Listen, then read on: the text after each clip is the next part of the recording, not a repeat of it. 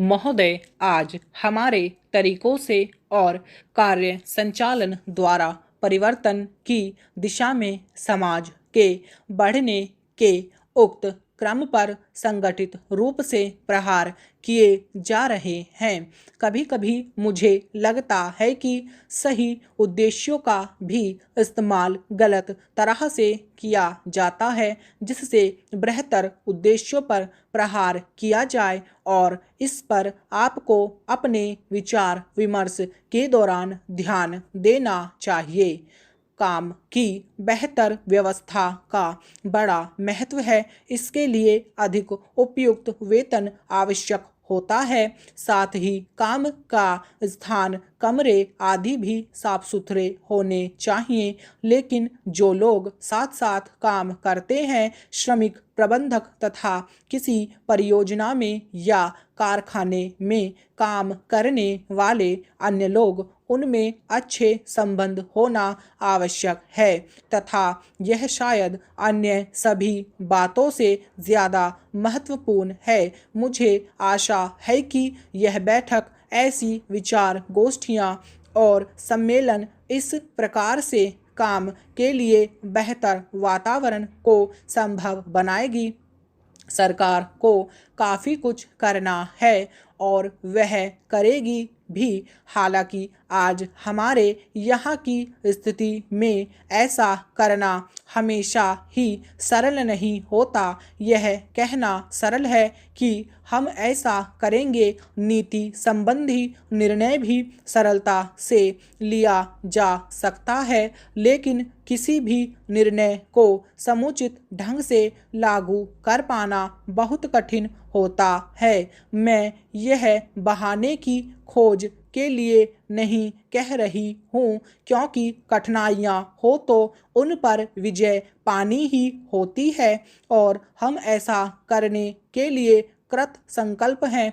लेकिन आपको पता होना चाहिए कि अमुक कठिनाइयाँ हैं और उन पर विजय पाने के लिए केवल इच्छा करने या वक्तव्य देने से काम नहीं चलता।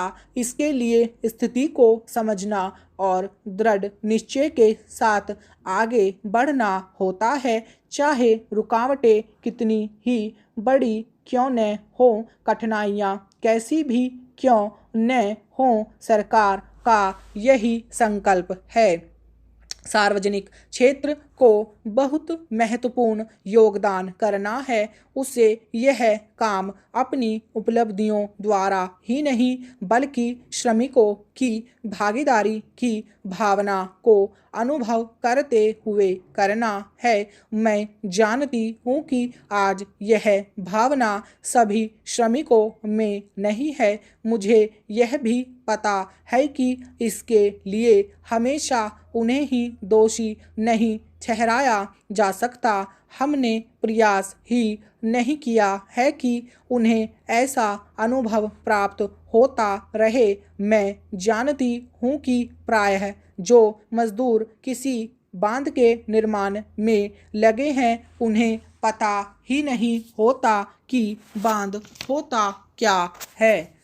महोदय, हमने ऐसा प्रयास ही नहीं किया कि किसी परियोजना को एक ऐसा संयुक्त उद्यम माना जाए जिसमें उसके निर्माता, श्रमिकों, वहाँ रहने वाले अन्य मजदूरों, वैज्ञानिकों, प्रबंधकों तथा अन्य संबद्ध लोगों को भागीदारी का अनुभव हो। हमने समस्याओं को पुराने कोण से ही देखा है और लोगों को अलग अलग खानों में बांट दिया है। इसलिए ये झूठे विभाजन समाप्त होने चाहिए। हमारे समाज में ऐसे अनेक विभाजन हैं। शायद वे सभी समाजों में होते हैं, लेकिन हमारे यहाँ वे सामान्य से कुछ ज़्यादा ही हैं। ये धर्म के आधार पर, जातियों के आधार पर, भाषा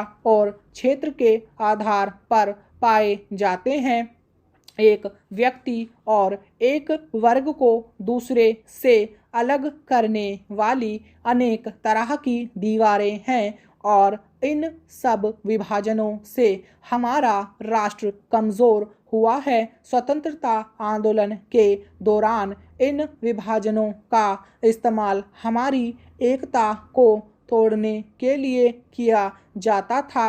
आज भी इन्हें उन लोगों को कमज़ोर बनाने के लिए काम में लाया जाता है जो एक होकर खड़े होना चाहते हैं, जो भिन्न भिन्न जातियों और धर्मों के होते हुए भी एक ही उद्देश्य से प्रेरित हैं। हमें यह सावधानी रखनी होगी कि ऐसे लोगों के समूह को कोई भी कमज़ोर न कर सके। हमें ऐसे वर्गों का और विस्तार करने की कोशिश करनी चाहिए जिससे उनके अंतर्गत हमारे और भी अधिक ऐसे लोग आते जाएं जो एक विशेष उद्देश्य को पूरा करने के लिए कृतसंकल्प हों, क्योंकि यही देश के हित में है।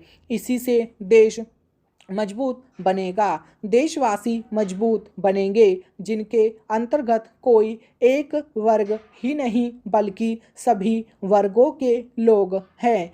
इसलिए संपूर्ण शिक्षा का अभिप्राय है कि केवल हम अपने अधिकारों के लिए संघर्ष न करें, बल्कि यह भी देखें कि हमारे प्रयासों का अल्पसंख्यक समूहों पर क्या असर पड़ेगा। औद्योगिक क्षेत्र सुगठित है, उसकी आवाज़ शक्तिशाली है, उसमें एकता है और इसलिए इसका प्रभाव पड़ता है। लेकिन हमारे देश में बहुत से ऐसे वर्ग हैं जिनकी आवश्यकताएं अन्य वर्गों से कहीं ज़्यादा महत्व की है, परंतु उनमें एकता नहीं है। उनकी मांग को प्रस्तुत करने वाला कोई नहीं है और उन्हें शायद पता तक नहीं होता कि उनकी कुछ मांगे भी हैं, लेकिन केवल इसी कारण से उनकी उपेक्षा नहीं की जा सकती। हमें